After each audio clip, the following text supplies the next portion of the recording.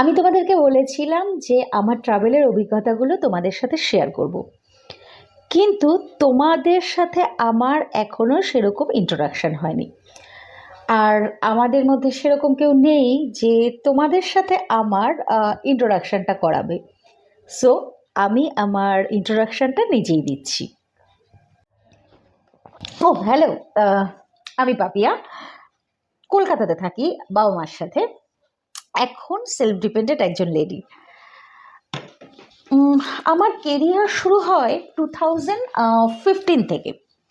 আহ, প্রথমে একটা কোম্পানিতে সার্ভিস ম্যানেজার হিসেবে, দেন সেখান থেকে আমার জার্নিটা হয় এখন একজন ডকুমেন্টারি ফিল্ম মেকার।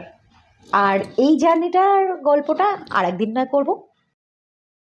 আমি বেসিক্যালি মিডল ক্লাস ফ্যামিলির মেয়ে।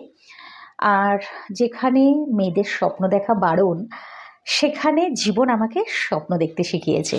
আর সেজন্য বলতে পারো আমার ফ্যামিলিও অনেকটা আমাকে স্বপ্ন দেখতে শিখিয়েছে। আমার বাবা ঘুরতে খুব ভালোবাসেন।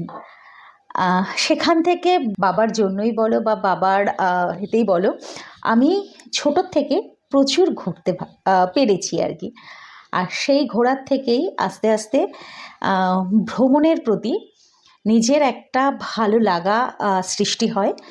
আর সেই ভালো লাগাটা কখন যে ভালোবাসায় পরিণত হয় আমি নিজেই বুঝতে পারি না। আর সেই ভালো লাগার থেকেই ভালোবাসায় যখন পরিণত হতে শুরু করে, তখন আমি বিভিন্ন ঘোরার জায়গাগুলোর ছবি ভিডিও সংরক্ষণ করে নিজের কাছে রাখতে শুরু করি। কারণ আমার যখন মন খারাপ হয়, ওই জিনিসগুলো আমার কাছে মেডিসিনের মতো কাজ করে। আমি তখন ওই ভিডিওগুলো, ফটোগুলো খুলে দেখি কম্পিউটারে বা ল্যাপটপে। আর তারপরেই নিজে সেই স্মৃতিটার মধ্যে ফেরত চলে যাই। আর আমার মনটা তখন ভালো হয়ে যায়। তো আমি এতদিন ধরে এগুলোকে সংরক্ষণ করে রাখতাম নিজের কাছে, কিন্তু এখন থেকে আমি এগুলো তোমাদের সাথেও শেয়ার করব।